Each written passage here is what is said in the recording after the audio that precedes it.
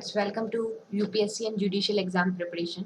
आज हम डिस्कस करने जा रहे हैं section 2 of the transfer of property act. Section 2 क्या है फ्रेंड्स? सेक्शन 2 हमें बताता है रिपील ऑफ एक्ट्स।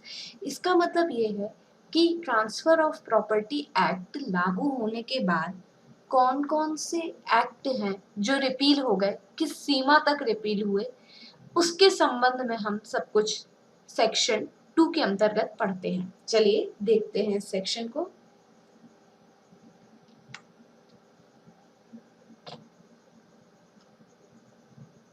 देखिए क्या कहता है सेक्शन 2 कि transfer of property act India में जहां जहां टेरिटरी पर लागू है, उन टेरिटरीज में कुछ ऐसे एक्ट जो इसी एक्ट की शेड्यूल में दिए गए हैं वो रिपील हो जाएंगे। समझ में आया आप सभी को? देखिए, transfer of property act India में जहां जहां लागू है, जितनी टेरिटरी पे लागू है, उन टेरिटरी पर ट्रांसफर ऑफ प्रॉपर्टी एक्ट लागू होने के बाद ऐसे सारे एक्ट जो इसी एक्ट की शेड्यूल में दिए गए हैं वो रिपील हो जाएंगे। पर यहाँ पे हमें ये ध्यान देना है कि रिपील्ड एक्ट से संबंधित कुछ बातें जो हमारे लिए समझनी बहुत जरूरी है वो क्या है। तो देखिए, सबसे पहले कोई भी ऐसा प्रोविजन जो एक्सप्रेस वर्ड्स में रिपील नहीं किया गया है, किसी भी एक्ट का कोई ऐसा प्रोविजन जिसको वर्ड के थ्रू एक्सप्रेसली रिपील्ड नहीं किया गया है, उसको रिपील्ड नहीं समझा जाएगा। मतलब हर प्रोविजन को स्पष्ट रूप से, अभिव्यक्त रूप से रिपील्ड करने के लिए उसको मेंशन करना जरूरी है। यदि वो मेंशन नहीं है तो हम उसको रिपील्ड नहीं मानेंगे। दूसरी ऐसी कौन सी चीज है जिसे हम रिपील नहीं मानेंगे? तो किसी कॉन्ट्रैक्ट या कॉन्स्टिट्यूशन ऑफ प्रॉपर्टी, किसी कॉन्ट्रैक्ट या कॉन्स्टिट्यूशन ऑफ प्रॉपर्टी से रिलेटेड कोई टर्म है या किसी कॉन्ट्रैक्ट या कॉन्स्टिट्यूशन ऑफ प्रॉपर्टी से रिलेटेड कोई ऐसा इंसिडेंट है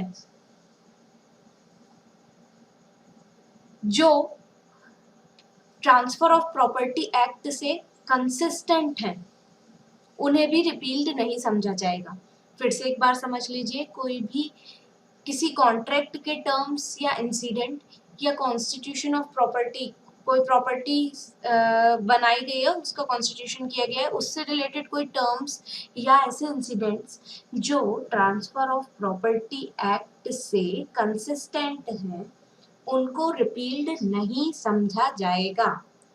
तीसरी चीज हमें यहाँ ये पढ़नी है कि कोई भी ऐसा राइट या लाइबिलिटी जो लीगल रिलेशन के कारण पैदा हुआ है, या फिर ऐसे राइट या ऐसी लाइबिलिटी से रिलेटेड कोई भी रिलीफ जो किसी व्यक्ति को मिलना है, उसे भी रिपील्ड नहीं समझा जाएगा।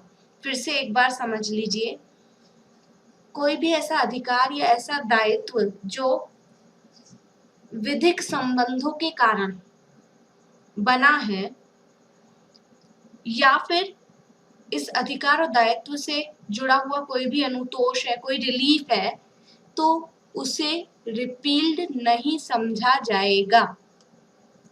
अगली जो लास्ट चीज इस सेक्शन में हमें पढ़ना है वो ये है कि सेक्शन 57 और चैप्टर 4 इस एक्ट का, सेक्शन 57 और चैप्टर 4 इस एक्ट का जो भी है, उसे छोड़कर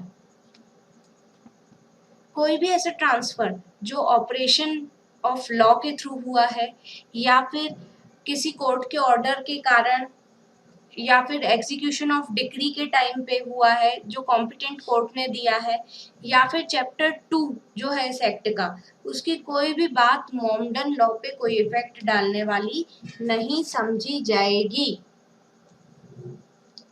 सेक्शन 57 और चैप्टर 4 को छोड़कर कोई भी ऐसा ऑपरेशन ट्रांसफर का जो ऑपरेशन ऑफ लॉ के कारण हुआ है या फिर एग्जीक्यूशन ऑफ डिक्री के कारण या कोर्ट के ऑर्डर के कारण जो कॉम्पिटेंट कोर्ट ने दिया है, और चैप्टर 2 की कोई भी बात मॉमडन विधि पर प्रभाव डालने वाली नहीं समझी जाएगी। जैसा कि हम सभी जानते हैं कि ट्रांसफर ऑफ प्रॉपर्टी एक्ट वहीं लागू होता है जहां पे जो ट्रांसफर है वो पक्षकारों के कार्यों के द्वारा होता है। इसका एक ही एक्सेप्शन है, सेक्शन 57 और सेक्शन 100। और अब जब हम बाद में पढ़ेंगे आगे तो इसको डीप में डिस्कस करेंगे। आई होप आपको सेक्शन अच्छे से समझ में आ गया होगा। Thanks for watching.